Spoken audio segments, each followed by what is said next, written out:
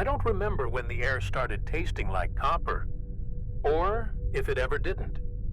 It's strange how quickly the body adapts to what should feel wrong. The recycled oxygen hisses through the vents like it always has, filtered, compressed, fed into our lungs like nutrient paste into livestock. But there's something in it now, something weightless, invisible, that lingers on the back of my throat long after I stop breathing.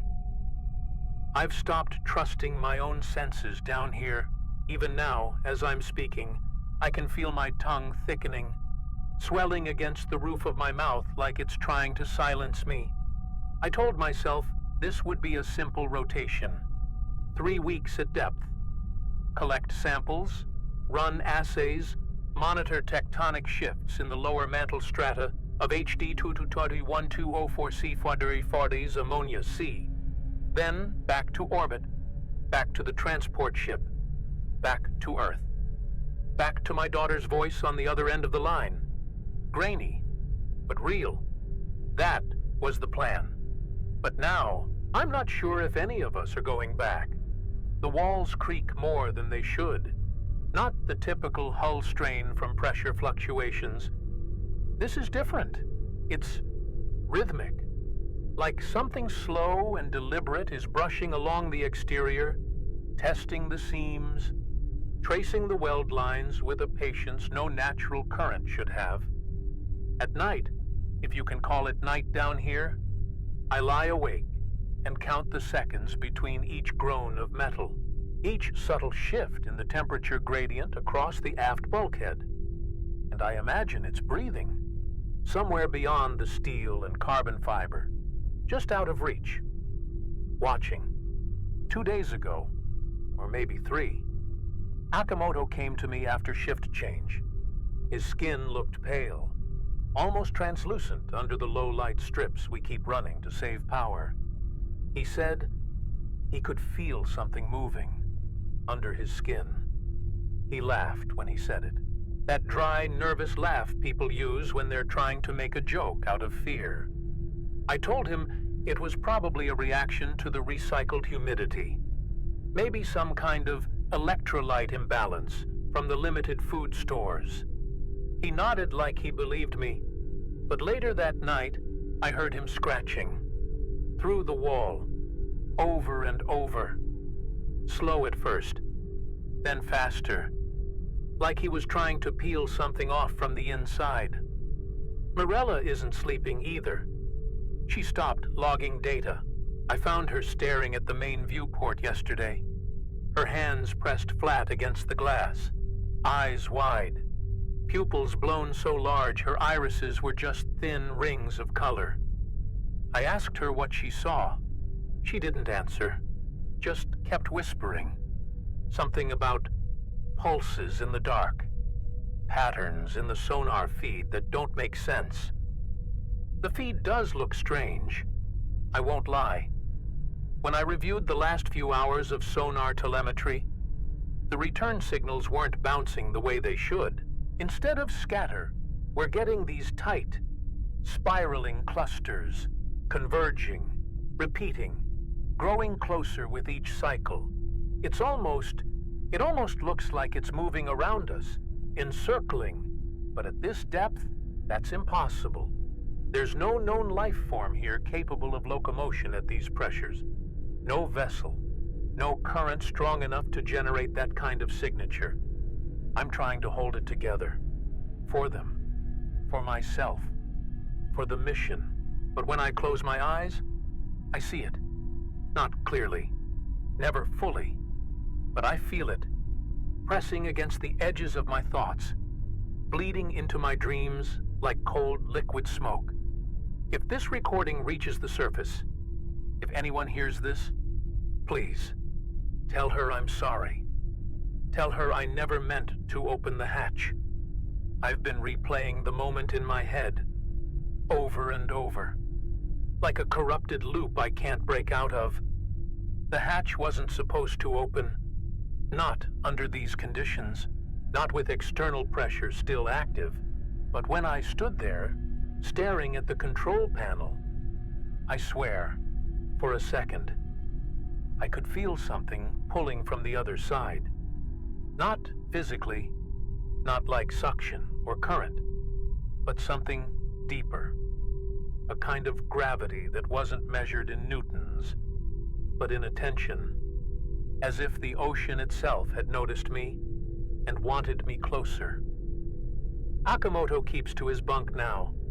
When I pass by, I can hear him muttering, words slurred, phrases broken, like half-remembered sentences from a language he never learned. I caught a glimpse of his arms when he was changing shirts, thin red lines, shallow cuts, running along the veins from wrist to shoulder. Not deep enough to bleed out, just enough to feel something. His skin's getting worse too, almost waxy, with this faint sheen, like oil on water. And when the cabin lights flicker, I swear, sometimes I see movement under his skin, like veins shifting, repositioning themselves. Morella hasn't spoken to anyone since yesterday. She sits by the viewport, always watching, eyes unblinking for hours at a time. I checked her workstation logs. She's been running Fourier transforms on the sonar data, layering returns, amplifying noise floors, trying to extract a pattern from the static. And the thing is, she found something.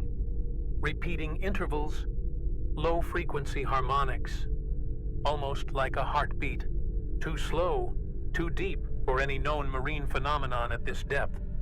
When I asked her what she thought it was, she just smiled, wide, too wide, like the muscles in her face had forgotten how much tension a human smile was supposed to need.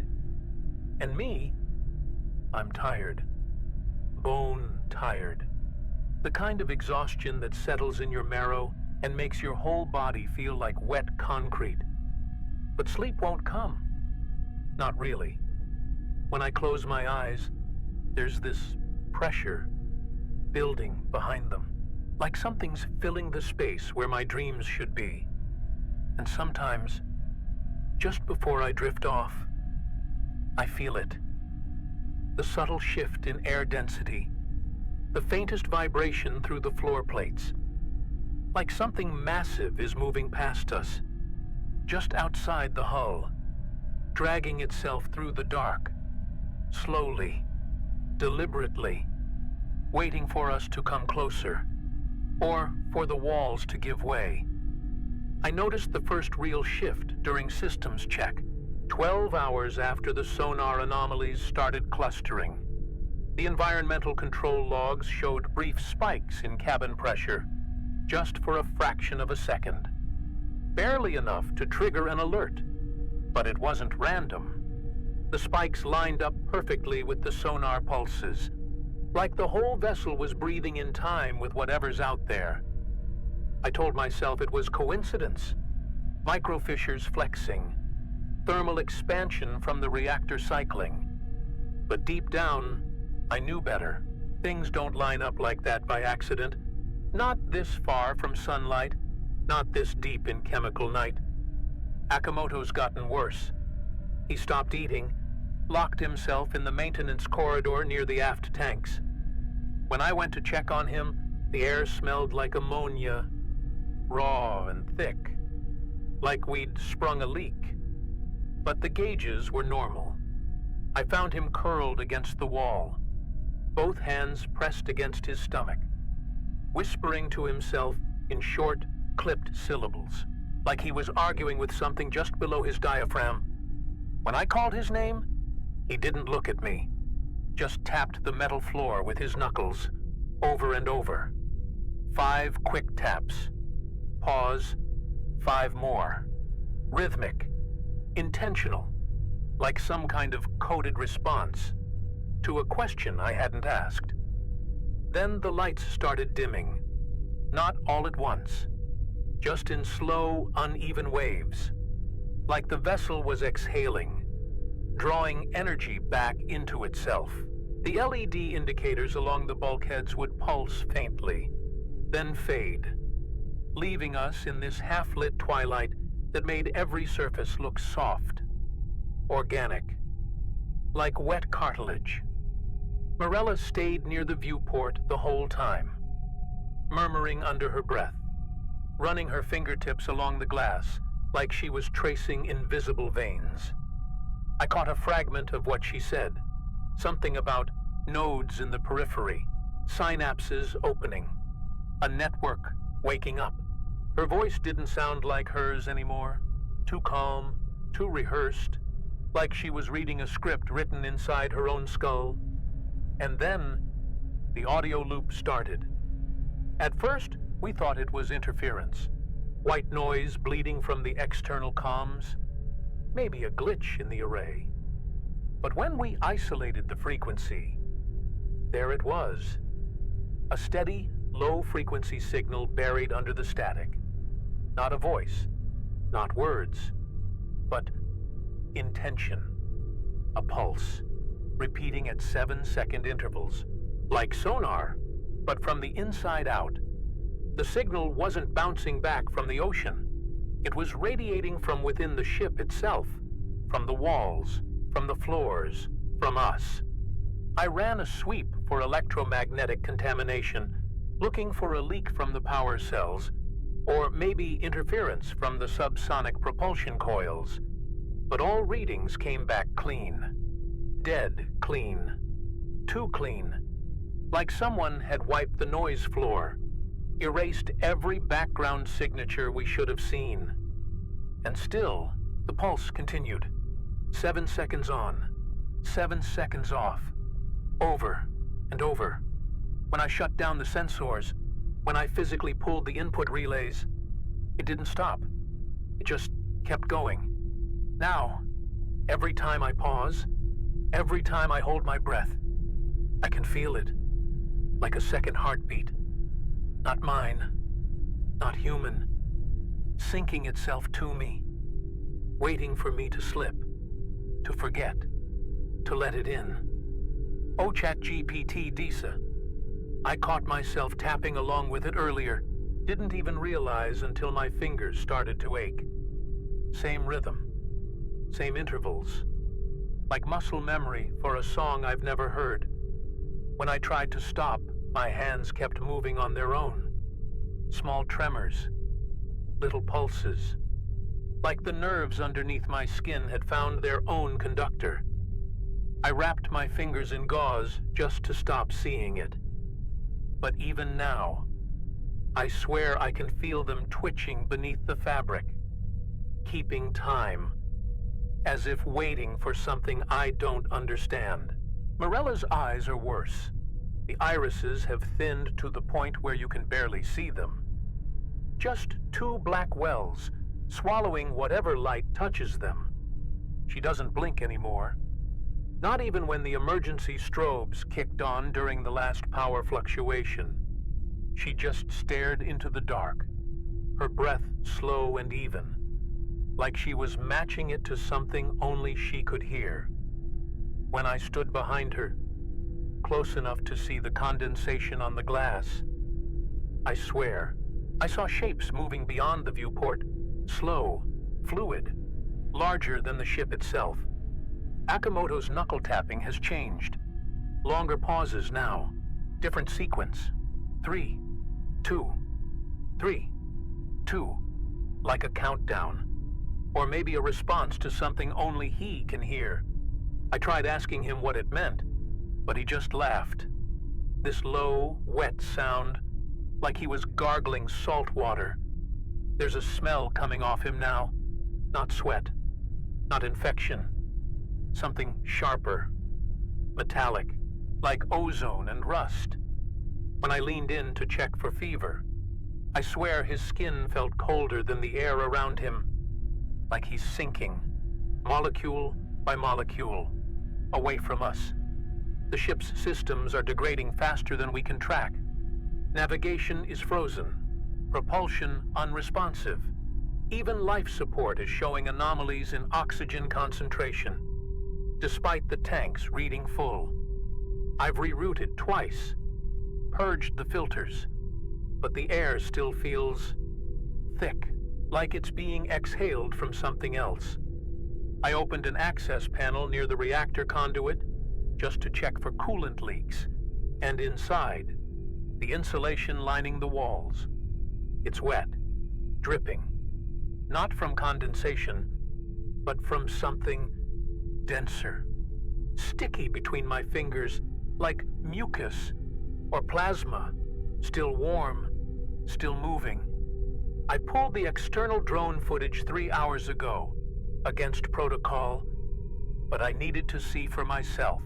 The last dive we sent out, Surveyor 3, never made it past 200 meters before the feed cut to static. The logs showed nothing out of the ordinary, just darkness, pressure readings climbing as expected. Then a sudden drop, like the ocean floor had opened beneath it. When I scrubbed through the frame data manually, slowing it down, enhancing every blurred pixel, something appeared, just for a second, half a second. A shape, thin, elongated, branching filaments extending in all directions, like neural dendrites, but scaled impossibly large. The sonar's been lying to us. What we thought were scattered anomalies, random pressure shifts, weren't random at all. They're nodal points, arranged in a loose spiral, surrounding our position. The ship isn't just being circled, it's being mapped, enclosed. And the pattern isn't organic in the way life down here should be. It's fractal, recursive, like a nervous system, scaled across kilometers of liquid. Morella knew it before I did. When I confronted her, tried to shake her out of whatever trance she's been in, she just pressed her hand against my chest, right above my heart, and said, "It's listening now. It knows your pulse. It's folding around you." Her fingertips were cold, dry like paper, like she hadn't touched water in days. And her eyes, those bottomless holes where her irises used to be, they didn't blink, didn't react, just locked onto me like she was seeing something through me, or inside me. The worst part, the moment that cracked something open in me, was when I checked the external hull pressure. According to the instruments, it should have killed us by now. The stress levels on the outer shell, the compression metrics, they're reading at levels far beyond operational tolerance. The ship, by every law of physics, should have imploded 2 days ago, but it hasn't. It's like something out there is holding us together, keeping us intact, pressurizing us from the outside, maintaining structural integrity. Just long enough. Akimoto's stopped speaking entirely. He doesn't leave the maintenance corridor. The walls around him, they're damp now, almost soft to the touch. When I leaned in close, I could hear it. Not just the pulse, but something else. A low frequency, deep, organic, like the sound you hear when you press your ear against someone's chest. Multiplied by 10,000. The entire hull, the entire goddamn ship. It's resonating, vibrating on a cellular level. Morella found something else, hidden in the sonar backscatter, compressed into the low-frequency data. A signal. Not random, not geological. A structure. 8 repeating tonal sequences, modulating over time, shifting slightly with each cycle. I asked her what it meant. She just smiled again, whispered something I couldn't quite catch, but the last word that I heard clear as day, even over the hum of the failing power relays. Invitation. I tried isolating the signal, ran it through every filter I could think of. Noise reduction, spectrum flattening, even low-band harmonic analysis. but nothing made sense. The waveform kept folding in on itself, self-referencing, like an audio Ouroboros chewing its own tail. And when I boosted the gain, pushed the envelope past safe listening levels, I heard something buried under the carrier frequency. Faint, almost subliminal, like breathing. Wet, slow, too big, too deep, like lungs the size of caverns inhaling and exhaling in rhythm with the ocean around us. The walls, they're warmer now, not from external temperature changes. Reactor outputs steady. No coolant leaks, no thermal spikes. But when I press my palm against the steel, I can feel it. A low vibration. Not mechanical, not electrical. Something softer, like muscle tension. Like the walls are flexing, responding, almost, waiting. I left my hand there longer than I should have, and when I pulled away, there was a faint imprint, like the metal had given just slightly, enough to hold the memory of my touch for a breath too long. I checked the internal surveillance feeds, wanted to make sure I wasn't losing it, that I wasn't imagining things, but the playback's corrupted. Every frame from the last 12 hours loops the same 5-second sequence over and over. Mirella standing by the viewport, hands on the glass, staring, breathing, unmoving. But when I fast-forwarded past the loop, just for a blink, one single frame, the room was empty. No Mirella, no viewport, just black, textured, wet, like the camera was filming from inside something, from within layers of tissue, like we'd been swallowed and didn't know it. Akimoto's breathing has changed, shallow, irregular, like he's syncing with that external pulse. Each inhale delayed, each exhale shortened, as if rationing oxygen for something else. When I leaned closer, I noticed small fractures forming along the skin behind his ears. Thin, hairline splits, leaking something clear, viscous, like synovial fluid, but with a faint bioluminescent sheen. He started tapping again, softer this time, slower. But now, the rhythm matches the external signal perfectly. And I know, deep in my gut, we're not observing the anomaly anymore. We're inside it. I woke up on the floor of the control deck. No memory of how I got there. No memory of falling asleep. The emergency lighting had shifted. Deep amber. Low and thick like sunset bleeding through dust. Except there's no sun down here. Just kilometers of chemical darkness pressing against the hull. My throat burned, raw and tight, and when I coughed, something thick and pale came up, like mucus, but heavier, strands clinging between my teeth, stretching thin before snapping to the floor with a wet slap. I stared at it for too long, part of me wondering if it was mine, or if I'd just expelled something that didn't belong to me. Mirella's missing now. Her bunk's empty. Her clothes. Her data pads. All left behind like she evaporated mid-step. The viewport, where she spent the last 2 days, it's fogged from the inside.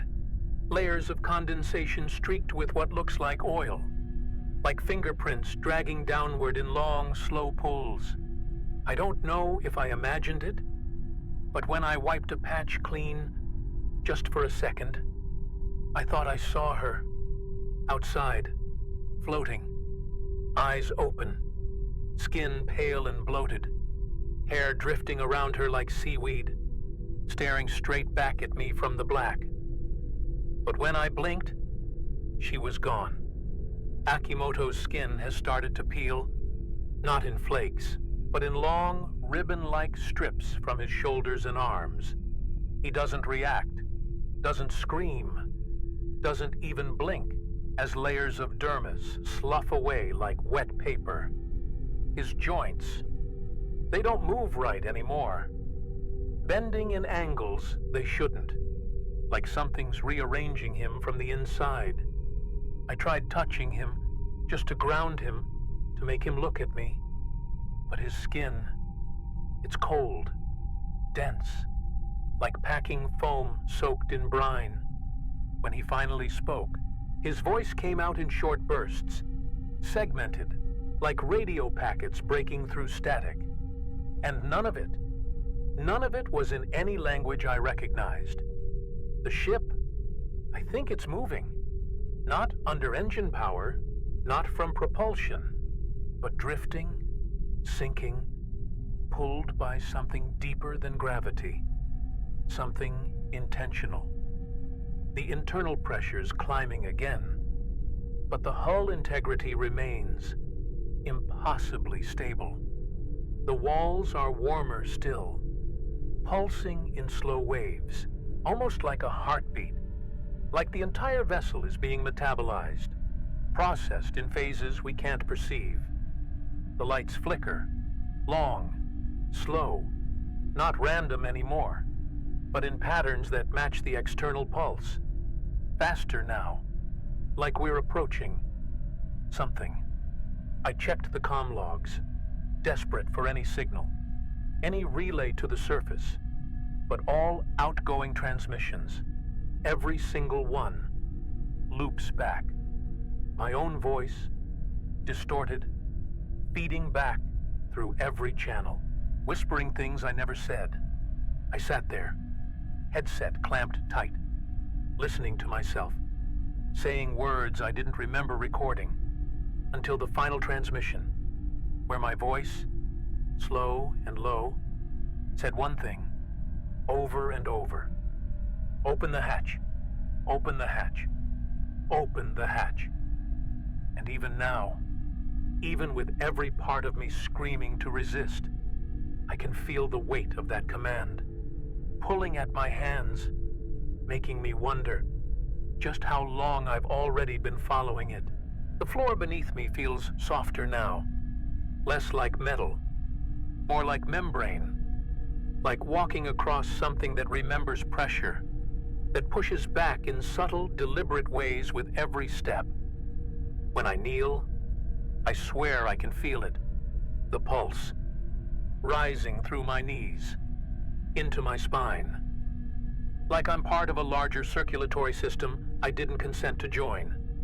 Every panel I open, every junction box I check, it's the same. Damp, warm, lined with threads that look too much like muscle fibers, twitching just out of sync with the ship's residual hum.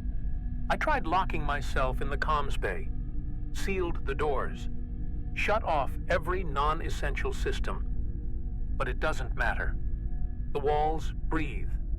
I can hear it, feel it, low and slow, like the whole structure is drawing air, though there's no intake, no outflow, just this endless inhale, holding, waiting, and when I press my ear against the cold plating, I swear, I can almost hear voices moving just behind the bulkhead, too muffled to understand, but layered, dozens, maybe hundreds, all speaking at once. Akimoto's final transformation wasn't violent. It was quiet, almost tender, in a way that makes my stomach turn. I found him curled in the corner of the reactor corridor, skin peeled away, exposing networks of pale, fibrous tissue beneath, like roots or nerves, extending outward, threading into the floor, sinking into the walls.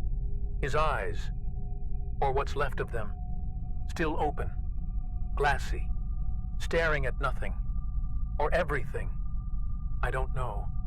His chest doesn't rise anymore, but if I lay my hand against it, there's warmth, a slow, distant thrum. like something else is breathing through him. I've stopped checking the external cameras. Every time I glance at the monitors, the shapes get closer. Less abstract, less fluid, more defined. They're not floating anymore. They're reaching, long filaments dragging themselves toward the hull, clinging, curling, as if they've finally decided it's time. The pressure alarms are constant now, warnings I've learned to ignore, because the truth is, I know how this ends. The real decision isn't about survival anymore. It's about how much longer I can keep pretending I still have a choice. I stood at the main control console, staring at the hatch override for longer than I want to admit, my hands hovering just above the interface, trembling, like they knew what I was about to do long before I did. The ship kept breathing beneath me, slow, steady, every light pulse syncing with the deep vibration rolling up through the floor, into my chest, behind my eyes.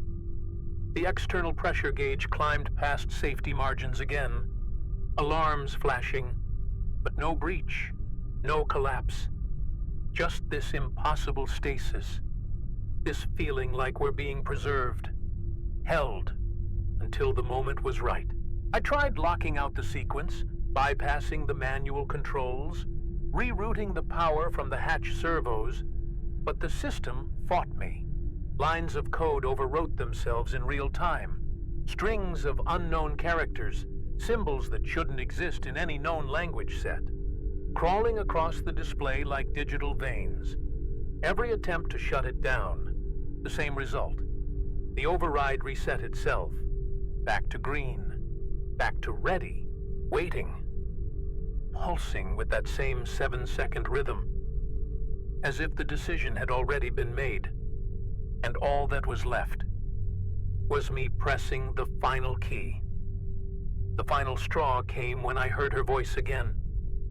Not over the speakers this time, not through the comms, but from behind me, close, too close.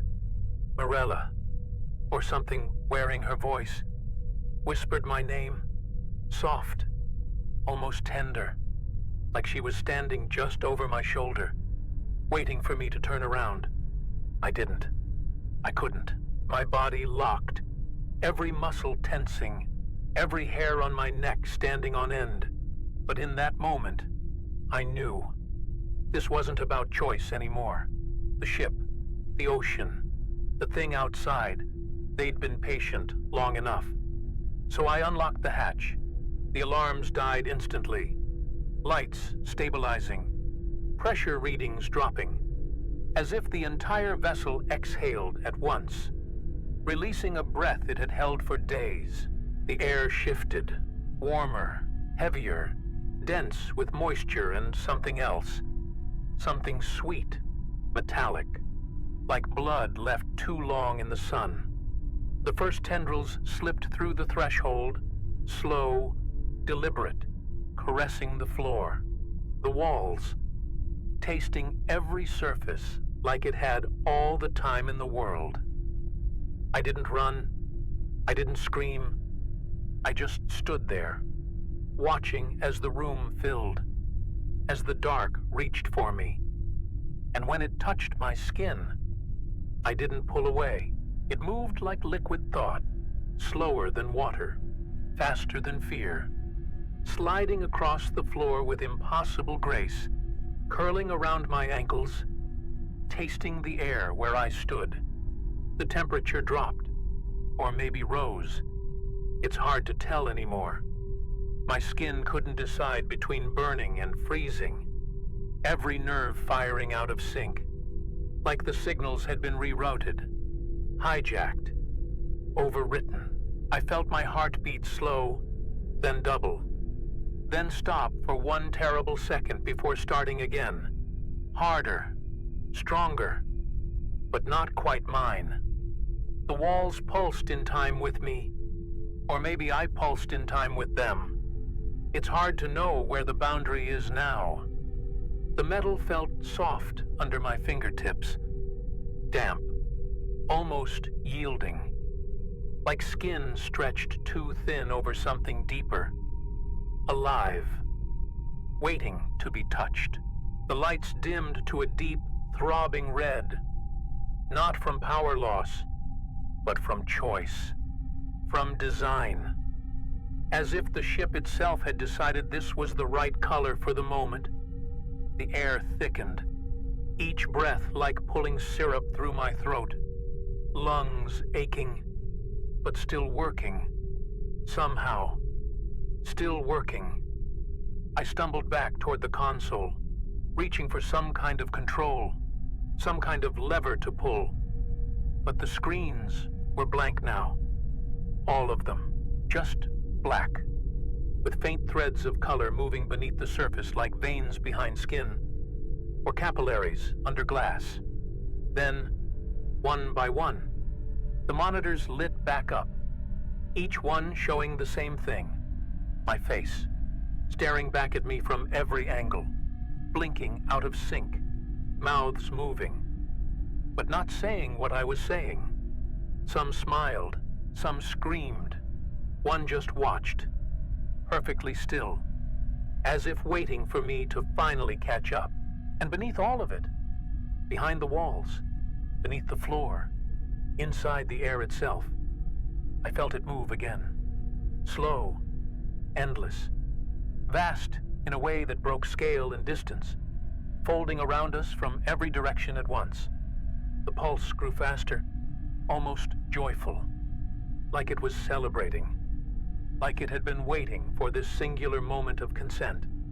The last thing I remember, before everything went white, was a sound, low, deep, beautiful in the way hunger is beautiful, just before the first bite. And I realized, too late, that we'd never been inside the ship.